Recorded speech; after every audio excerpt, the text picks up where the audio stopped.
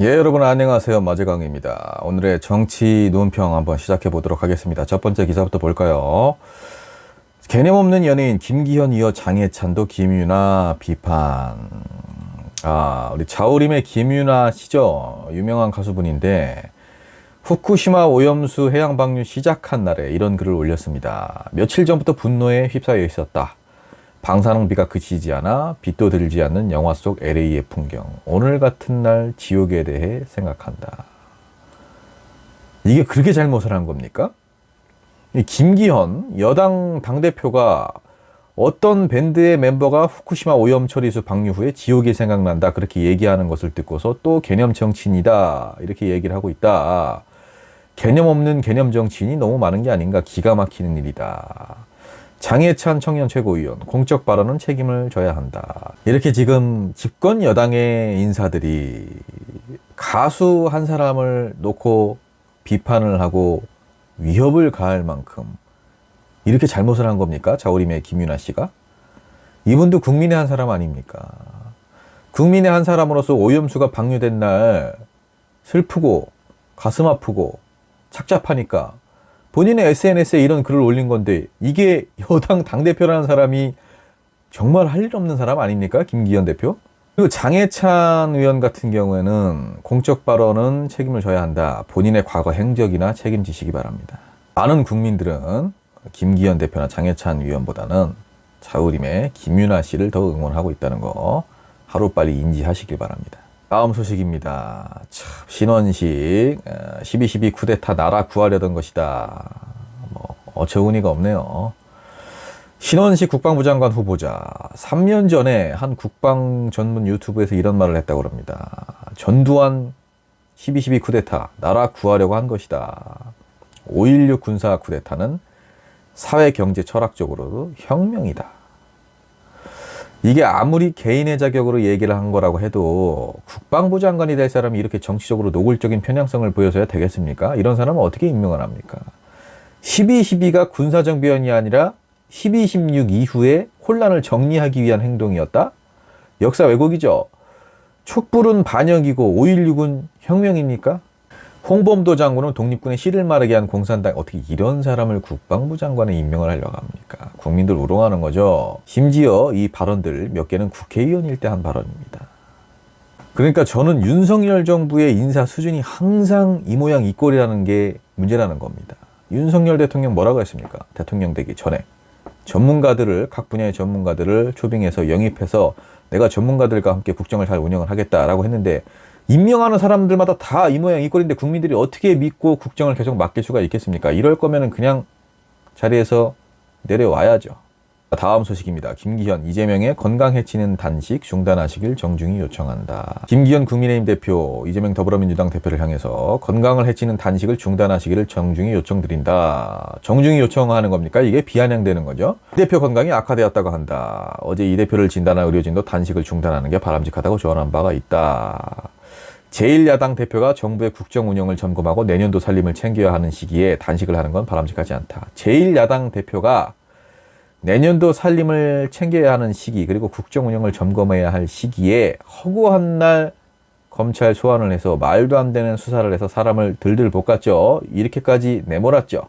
제1야당 대표가 제 기능을 발휘하지 못하도록 손발을 다 묶어버렸죠. 검찰이라는 거대 권력기관과 언론을 이용해서요. 그게 국민의힘 아닙니까?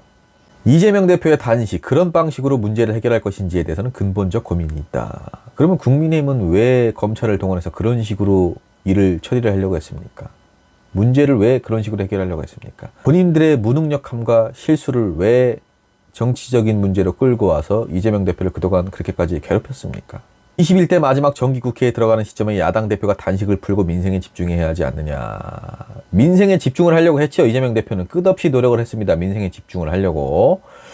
그런데 민생을 파괴하고 야당의 당대표를 어떻게 해서든지 흠집내고 끌어내리고 구속시키기 위해서, 제거하기 위해서 별의 별짓을 다한 것이 국민의힘과 대통령실 아니겠습니까?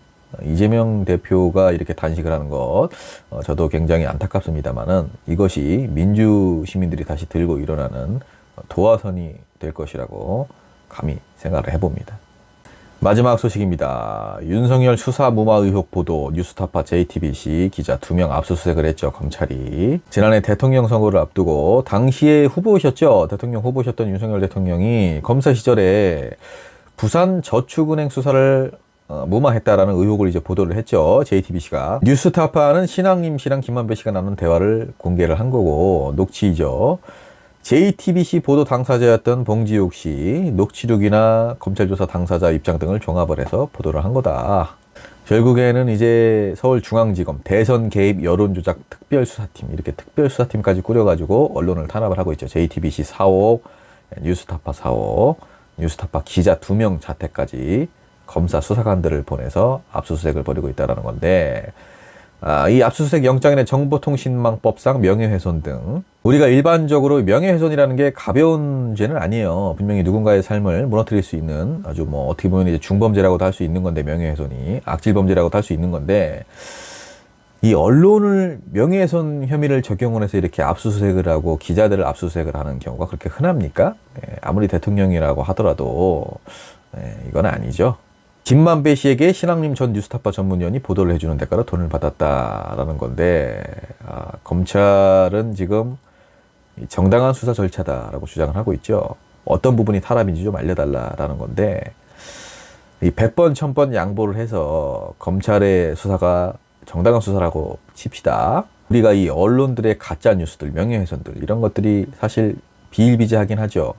그러면 보수 언론들도 다 진지하게 조사를 했어야죠. 보수 언론들에서 얼마나 민주당의 인사들에 대한 허위 뉴스들을 퍼나르고 얼마나 이재명 흠집내기 가짜 뉴스를 얼마나 퍼날랐습니까? 그럴 때는 조사 하나도 안 했지 않습니까? 압수수색 영장은커녕 내사도 들어가지 않았죠. 그런데 이렇게 특정 언론들, 본인들에게 반하는 목소리를 내거나 의혹을 제기한 언론들은 득달같이 달려들어서 압수수색을 펼치고 있는데, 이게 어떻게 탄압이 아닙니까?